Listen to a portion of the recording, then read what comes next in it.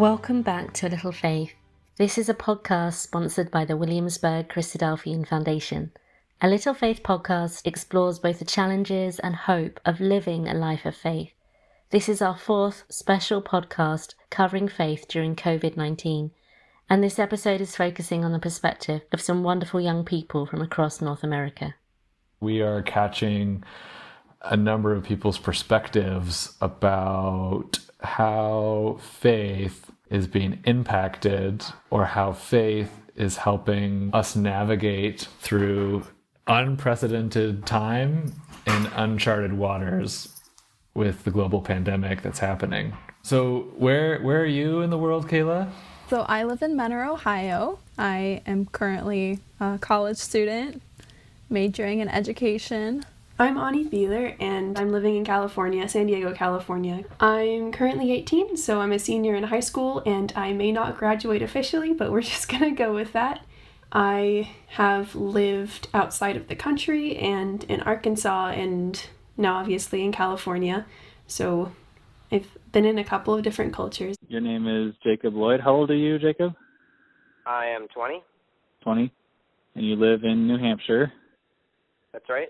So we wanted to kind of get a feeling for how young people are dealing with this crazy time. So what's the coronavirus been like for you so far? Well, so far, it's kind of crazy being at home all the time. Like, I'm kind of used to that, being a homeschooler, but that's kind of my background. But, yeah, even just, like, not going to work anymore and church canceled. And, yeah, it's kind of weird. Just it's almost a surreal experience. So school mostly shut down for the past 2 weeks, but actually today online schooling just started back up, and I only have a few classes, so it doesn't seem like it'll be all that bad. It's just something to fill the days. I think with the Christadelphian community in general, we definitely get used to having the people that we love in different places of the world. So just because you're separated from people, it doesn't mean that you love them any less. It doesn't mean that you aren't, close spiritually. So in that sense, I know that I still have these people that I can depend on. I still have I still have conversations with a lot of friends and family from all over. But with what's going on right now, just the isolation part, it's pretty difficult. I'm a little off-center, it feels like, and just going away from home is bigger of a deal now than it would have been before. But I don't think the idea of coronavirus is necessarily scaring me. I think it's more so that I'm aware that the next couple of years are going to be rocky in a number of ways, because I doubt this will go away quickly. It may go away more quickly than we think, but I think there's going to be at least a year of just strange times coming, oscillating back and forth, where we might have social distancing for a bit, and then we're back at home, and then we might have social distancing again, and then back to normal. And for that period of, a couple of months to a couple of years, however long it takes, I think it's going to be weird being away at college. What has been the worst part? Well, honestly, I think I'd say would be the lack of human interaction, besides my family. I definitely know a lot of people have it far worse than I certainly have, but I just kind of feel the distance when it's kind of enforced. I'm noticing that I depend on people a lot more than I thought that I would. I have a couple of really self-disciplined friends who nothing changed for them. They immediately kept on going with their schooling. They weren't feeling down or really all that depressed. They weren't really struggling with it. It was just something had changed and they adapted instantly to it. And I have a number of other friends who did not have that experience and just were struggling and are still struggling with apathy and anxiety and just a lack of structure that they need, but they can't institute for themselves. And some people are just taking it as it comes. I never realized how much of my life revolved around school until there was no more school left to do and no more school-related activities. I didn't actually realize that I wasn't coming home and spending any time with my family, almost any day of the week because I was so busy with school things, and now I'm home all the time, and it's so strange. It's such a difference, yeah. Is there anything you've been afraid of or scared of or worried about particularly? Honestly, for myself, I'm not particularly afraid. I know my sister, she works in like healthcare, so like it's kind of scary for her just going out there and getting exposed to who knows what with this going around. Like, you never know with these kind of things. We were thinking about South Africa recently because that was where we used to live, and it just hit the other day.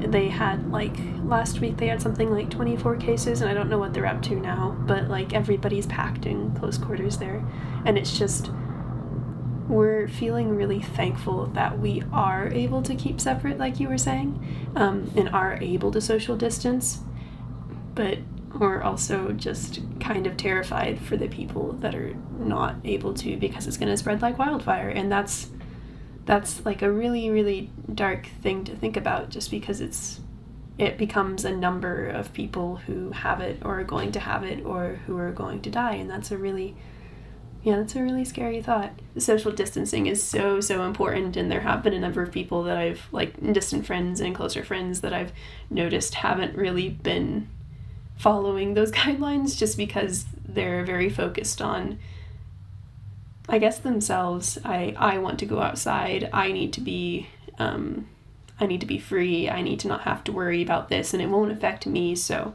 it's just a lot of like self-talk that isn't necessarily helpful for other people. What's been good about the last couple of weeks? In some ways, it's been pretty good because while this whole thing has kind of distanced all of us from each other, in some ways it kind of brings us together because we have like the internet. So definitely been getting in contact with old friends a lot more in the past week or so, like FaceTiming and doing Bible studies together on like Zoom or whatever. But everyone just has more time now, so it kind of brings us together. We all have the same thing on our minds. We do have our little family here, and it's been good. We've definitely grown closer together. My family has always been very busy, running so many different directions. And this is the first time that we've actually been able to sit down and do the readings every single night together, and really talk about them and really get into them. Is there anything you've kind of learned about yourself or your spirituality since this whole epidemic started? I suppose it's given me a chance to slow down a bit, and I had said this actually before any of this actually started, but I noticed I had started to kind of lose touch with, not just with other people, but with like God. Just been so busy with, school and everything, but like now that all that's slowed down, I've got a chance to actually catch my breath and like reassess where I'm at with God. I feel like my faith has been going up and down, and it doesn't seem as, reliable as it once was. Some days it's really easy for me to see God in everything that I do, to pray to Him, to sing to Him, to become so wrapped up in His Word and in His love. And then other days I'm terrified of, what the future holds, especially with the uncertainty of the times right now. We just don't know what's going to happen. And that really scares me, and I feel like my faith can sometimes falter when I think about that. But recently I've been thinking about examples in Scripture like Moses and Jacob and David and Elijah, and these were incredible men, and their faith fluctuated. When I'm so busy running my own life, it's kind of hard to find time to fit God into that. So it's given me a chance to take a step back and try to see how I can serve God.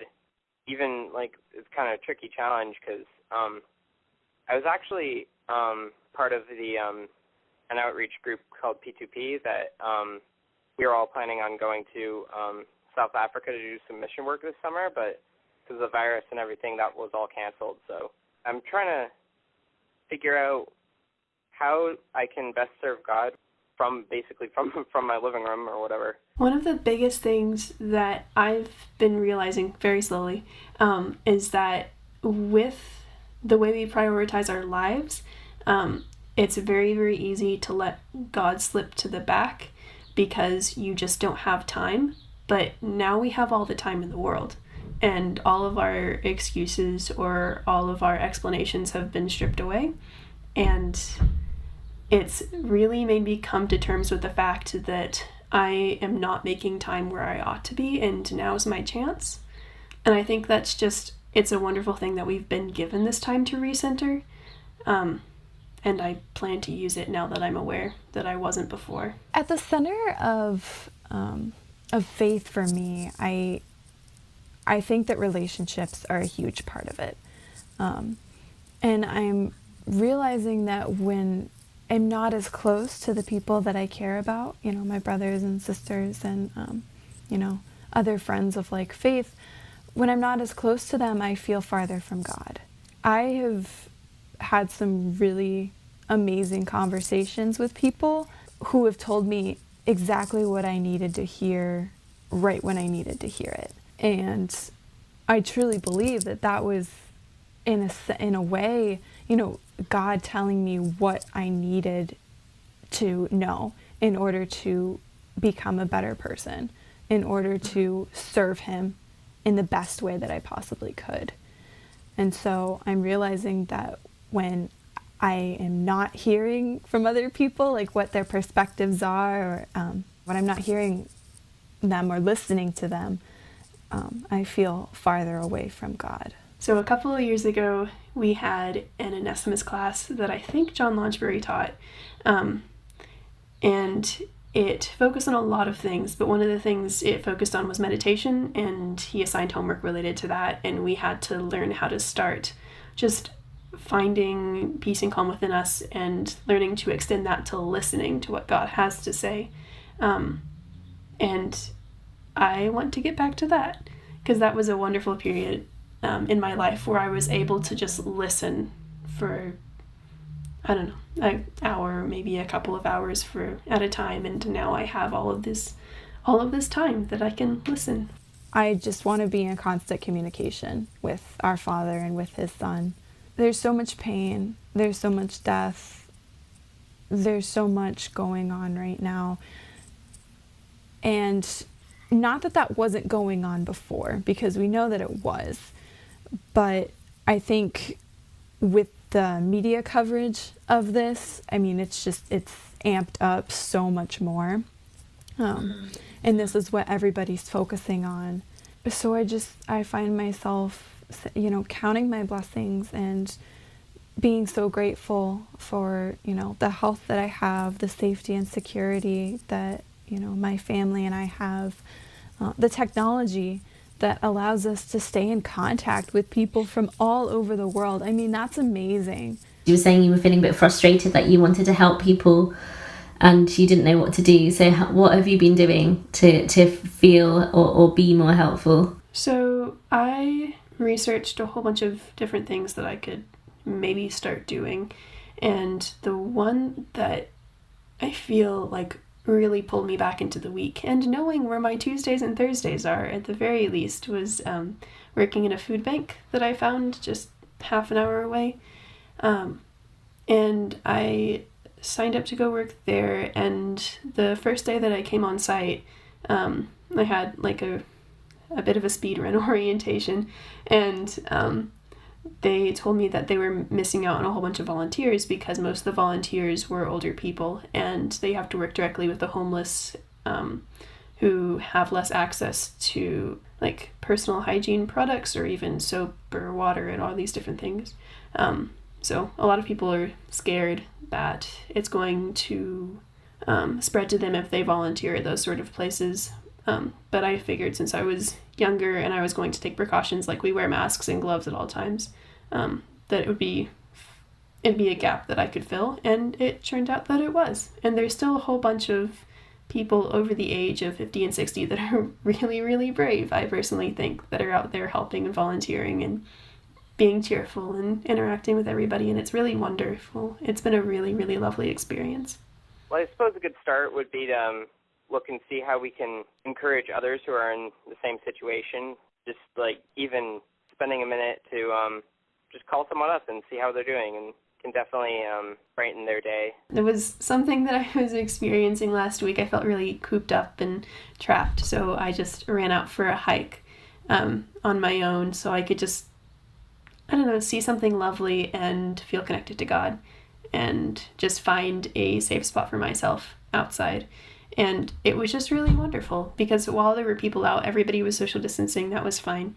But I found a trail that I could follow that was pretty empty, and it was just the sky and the clouds and the mountains, and it was beautiful and green because it's been raining an inordinate amount here.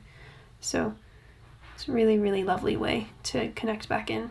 Are you noticing anything that you are learning about yourself throughout all of this? Relationships have always been a really huge part of my faith, but I feel like now even more so, because right now we don't have this physical contact with other people.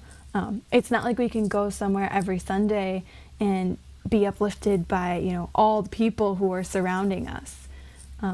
Instead, we have to actually reach out to, people individually in order to have that connection. And vice versa. I mean, people have been reaching out to me, and that's been really helpful. And, I've been trying to do my part in reaching out to others as well. And I think that this has been a new way to, I guess you could kind of call it minister, a new way to serve in a sense that I never really anticipated. And praying for those who truly are suffering and who need his care. And praying that, Jesus does come back soon to rescue this world, because we're not the ones who can do that. A good point was brought up in CYC recently, in the San Diego CYC, that a lot of people actually live this way day to day. Like, there are older people who are living by themselves, or just people that are generally isolated that don't have this ability to reach out to their community, and those are the people that we need to be focusing on, just as though it were like a time of crisis like this. And those are the people that we need to know to reach out for, I guess. And it was just a really interesting thought, and like connected to, we have to learn how to reach out to everybody else around us, because everybody feels alone at some point during this, and we might as well help lift up a part of their day. But just the thought that this is a normal for somebody else is really concerning, honestly, and something that we can be aware of now, at the very least. The pandemic has set the entire world back months, possibly even years. And for a lot of people, like you said, there's not a lot of hope there. Things are going to crash, and the world's definitely going to continue to go in a downward spiral. But we have the hope of Christ's return. We have the hope that he's going to come back, and he's going to heal this world. And having that is the only thing that I think will get people through. Because I have a very hard time picturing how things are going to be in this world, once the chaos of the pandemic kind of quiets down and we're left with an economy that's sort of in ruins. It's a similar type of fear across all like economic levels and social levels. I think we're going to have more empathy for people who have this sort of job insecurity or financial insecurity every day. And I'm really hopeful that that's enough to change people's attitudes towards people who are dealing with this all the time, because now we know what it feels like, and now we like understand that sort of fear. So I think it's going to help with empathy, like mainly, and nothing may come from that. That may not change any laws. That may not soften everybody's hearts. But I think it's important that we start to be aware of just each other. We're more aware of each other as individuals in a community, as opposed to just, this is my community and it is the forest. Now we're starting to see the trees. I think that a lot of people will come out of this stronger in their faith, wanting to have, just a better hope because they've had this time of reflection to think about that, to think about ways that they want to change their lives, ways in which they want to grow closer to God. And my prayer is just that we don't lose that going forward, that, a month or two passes when things have died down and we're right back to where we started. I mean, God has given us this time for a reason, and it is a trial and it is hard, but I think that we need to make the most of it. And I know I would like to come out of it more willing to serve, more appreciative of my ecclesial family. I would love to find a way to restructure my priorities. That's what I've been learning, that I've had them all wrong for the past couple of years. And that above all, God comes first. And then comes my family and my close friends. And then comes things that are, I guess, stressful but necessary. So school, activities, work, anything that you kind of need to get by, those have to be prioritized too. But I just need to reorder them. And I'm hoping that's what's going to stay the same, that I'm going to be more self-disciplined, and then I'm going to give in less to this, I guess, just this overwhelming feeling that I need to have the stressful but necessary things first. I think that's affecting my quality of life and my ability to help others, and I'm hoping just my perspective will be shifted a bit by this, that I'll understand that time passes quickly, but there are important things that have to go first, and I'm hoping that I find those things right now and then carry them on through. I think having this time where a lot of that entertainment has been taken away, it provides us with this time to grow closer to God. My focus has been on what can I do while I'm, locked away in my house and I can't go anywhere? How am I supposed to serve like this? And the focus is, it's on me, it's on I. I think the focus should be shifted to, what can God do while everybody is isolated like this? How is God going to work in all these people's lives? We are the ones who plant the seed, whatever that seed may be, but it's always God who gives the growth. What we can do right now is trust that God is going to bring even more people to him during this time. And so for me, it was good for me to remember that, this time isn't just about me trying to figure out what I can do. It's about taking a step back and thinking about and seeing what God can do and how he's going to work, how he's going to use this time to further his purpose, to bring people closer to him.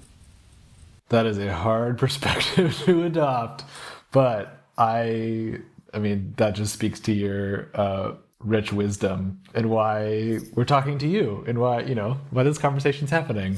Because I think that is a great challenge that beckons to all of us, is to try to change the lens, to try to change the perspective, and to be able to hover over it just a little bit to see how there are divine workings happening.